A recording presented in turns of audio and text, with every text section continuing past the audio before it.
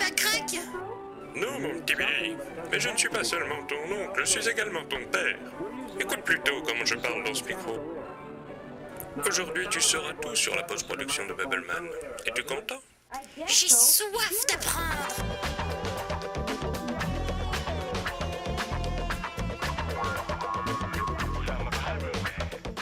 En fait, Bubbleman, c'est un multitechnique.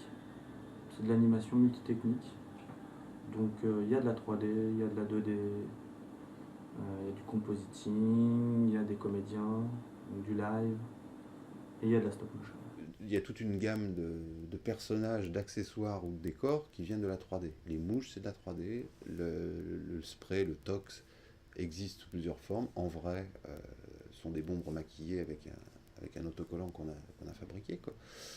Le raccord a été fait en stop motion par Julien et Guillaume a fabriqué aussi une bombe en 3D.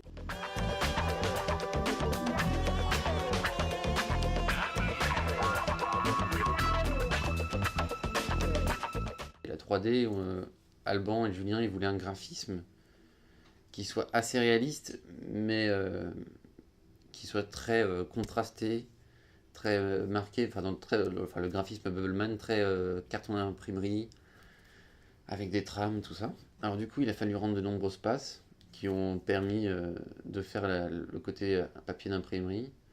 Après, j'ai expérimenté pas mal de choses.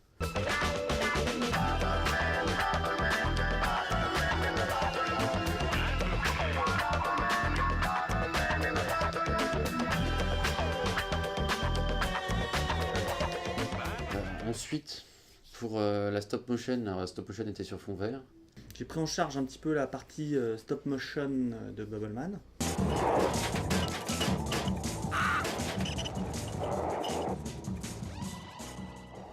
Voilà, monter un petit studio chez moi, 2 tréteaux, une petite plaque de fer, un cyclo vert, 3 mandarines, puis c'est parti quoi.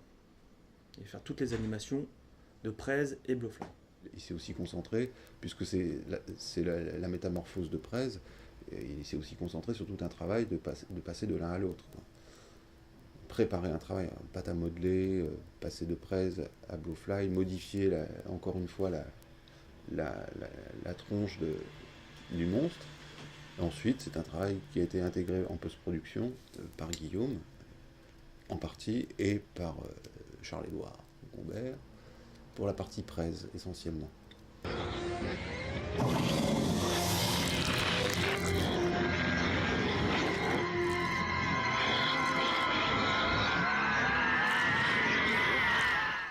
Alors, au niveau de l'intégration, c'était gérer un peu un traitement propre à la stop motion pour qu'elle puisse s'intégrer aussi. On aura assemblé des bouches 2D sur des personnages de stop motion. D'autres effets vont aller avec pour faire vivre un petit peu plus ces personnages. Voilà. Merci pour le dox. C'est pas de la merde. Et toi, connasse, t'es bien installé ici, hein? Tu peux compter les mouches. Et pour la prise de vue réelle, la vidéo, qui était sur fond vert aussi, on a fait presque du traitement image par image à la main pour repeindre la bulle, repeindre la peau, les lèvres de Patty. Alors ça, c'était un travail assez fastidieux et assez long, qui a été mené en partie par Alban et par François Glévarec aussi. Je vais essentiellement traiter des images en image par image, ces images issues de la pixelation, et puis d'autres issues du tournage sur fond vert. Fuck you, Bubbleman.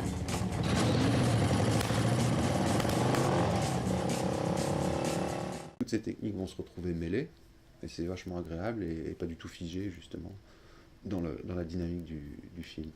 Bon, les défis techniques, c'est vraiment ça, c'est que tout devienne cohérent. L'idée c'était d'être au final, avec Bubbleman, c'est d'avoir une espèce de rendu papier en fait, sérigraphie, imprimerie, et qu'on sente la trame en fait de chaque élément.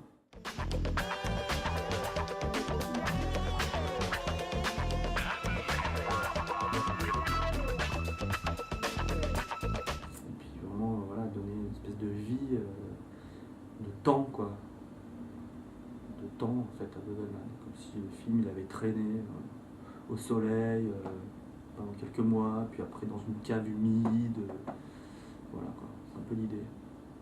Et en même temps, le projet Bubelman, c'est un collage vivant, un collage animé, notamment grâce à Félix Fouché, qui est un expert du collage. On ne le présente plus maintenant, c'est le roi du collage. Et puis donc du coup, on a réussi, je pense, à donner ce côté-là et que ça marche.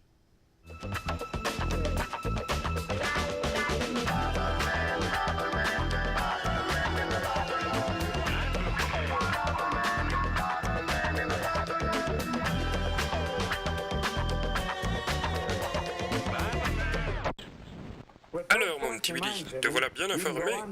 Ça te la coupe. Dis-moi, oncle Bob, c'est fort le tox?